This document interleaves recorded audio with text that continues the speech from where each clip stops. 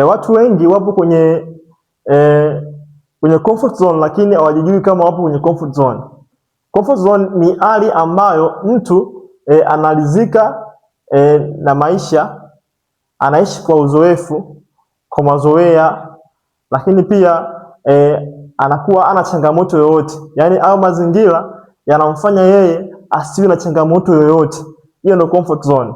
Kwa mfano, mtu anaweza akawa anaishi kwa ndugu yake, ana pesa, kwa hiyo anamhudumia kwa kila kitu. Kwa mfano, kijana mmoja anakaa kwa kaka yake, kaka yake anampa pesa ya matumizi, ananunulia nguo, anampeleka vacation, anamfanyia kila kitu. Nyumbani kuna TV anaangalia, anaperuzi mtandaoni, analizika, anakaa sehemu hiyo, anakuwa na amani. Hiyo ni comfort zone. Maana yake huyu mtu anakuwa ana uwezo wa kufikiria zaidi kutoka kwenye hii comfort zone. Lakini pia comfort zone ina madhara makubwa sana. Mtu ambaye anaishi kwenye hii comfort zone, maeneo ambayo lina kulizika, kuishi kwa mazoea, kuwa na usalama mkubwa, unajikuta na usalama mkubwa. Sasa wengi ambao wanaishi katika sehemu hii ya comfort zone hawana mafanikio. Lakini pia wanaweza kuwa na mafanikio, lakini mafanikio yao yasiwe endelevu, yakawa stagnant. Sasa madhara kuishi kwenye comfort zone, madhara gani ambayo unapata ukiishi kwenye comfort zone? Madhara ya kwanza, kudumaa katika mafanikio. Watu wengi ambao wanaishi kwenye hii eneo la comfort zone hawana mafanikio. Yaani mafanikio kwao itabakia kuwa ni story. Atasema kaka yangu amefanikiwa, baba mkubwa wangu amefanikiwa kielimu, kinini, kwa maana yake wao hawafanikiwi. Kwa mfano, kama mwanafunzi wewe kila siku unapata C, F, D, unalizika. Maana yake wewe upo kwenye comfort zone. Hizo kwenye comfort zone, maana yake wewe unatakiwa ubadilike uende kwenye uncomfort zone ili upate mafanikio, usidumaa kiakili. Lakini madhara ya pili, kukwepa changamoto. Watu wengi ambao wapo kwenye comfort zone wanakwepa changamoto, hawataki kushughulisha akili yao. Wakiona changamoto sehemu fulani, wanaseize, wanarudi nyuma, wanatulia. Sasa watu ambao wapo kwenye comfort zone wengi sana wanakwepa changamoto. Kupunguza ubunifu.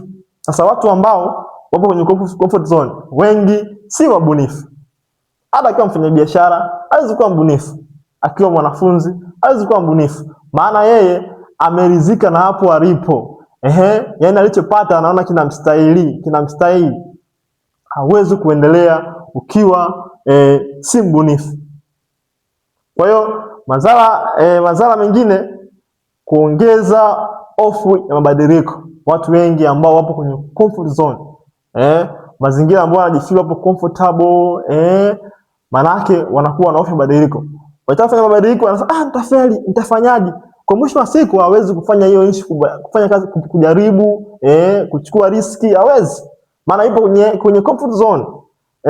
Nyingine, kupoteza fursa. Watu wengi ambao wapo kwenye comfort zone wanapoteza fursa. Yaani fursa wanapoteza. Sasa wewe umekaa kwa ndugu yako, unalishwa kila kitu, maana yake haujishughulishi, haufikirii, hauangalii fursa, maana yake wewe utakuwa ni mtu wa kupoteza fursa. Umelizika, una certificate yako, elimu, umelizika na hiyo certificate yako. Unapata C, umelizika. Maana yake utakosa fursa mbalimbali. Una biashara kimoja miaka yote, hiyo ni biashara moja, mtaji ni huo, unapata faida au ongezi, maana yake utakosa fursa zile kubwa za biashara.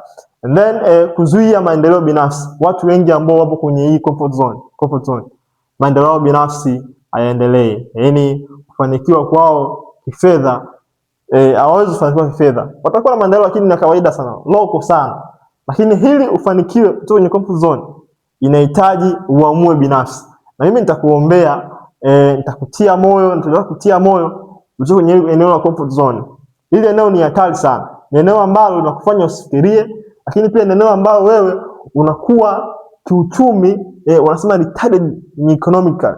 Maana yake wewe uchumi wako wewe unarudi nyuma, uendelee, utakuwa hapo. Utajua upo salama, unaishi lakini pia hauwezi endelea. Kwa hiyo hili utoke kwenye comfort zone, inawezekana utoke kwenye comfort zone uende kwenye uncomfort zone. Sasa uncomfort zone ni eneo zuri sasa. Sasa kijana ambaye ama mtu ambaye ni mpambanaji akiwa kwenye eneo la comfort zone, huyu atakutana na changamoto mbalimbali, na zile changamoto atazifanya kuwa fursa, atazisolve, atafanikiwa kwa urahisi zaidi. Kwa hiyo nakushauri leo, kama upo kwenye ile eneo la comfort zone, get out from the comfort zone. That is dangerous area for you to stay. So usikubali ubakie kwenye ile eneo la comfort zone. Ni eneo hatari la mafanikio kurudishwa nyuma. Toka kwenye ile eneo, inawezekana. Usiwe mtu wa kudumaa kiakili. Usiwe mtu kwa changamoto unaona ni sema kufeli. Changamoto kama ni fursa.